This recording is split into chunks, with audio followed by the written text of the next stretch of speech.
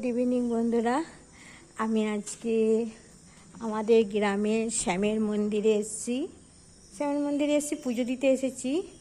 ঠাকুরমশাই আসছে, ফোন করেছি। এই দেখো কি সুন্দর আমাদের এখানে শ্যাম সুন্দরের মূর্তি। দেখো কি সুন্দর না শ্যামের মূর্তি।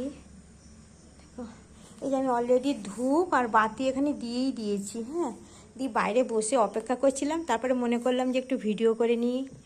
এই দেখো আমার খুব ভালো লাগে জানো তো, মাঝে মাঝে আসি। আজকে এসছি কেন না, কালকে আমার ছেলের জন্মদিন, তো ওই জন্য তো পুজো দিতে এসেছি।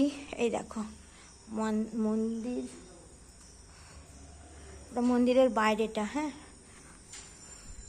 এখানটায় হরিনাম হয়, যাত্রা হয়, মেলা হয় বিশেষ বিশেষ সময়।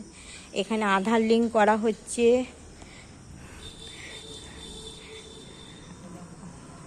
তো এই দেখো, তো ঠিক আছে, আমার ভিডিওটা দেখে কেমন লাগলো অবশ্যই জানাবে কমেন্ট করে।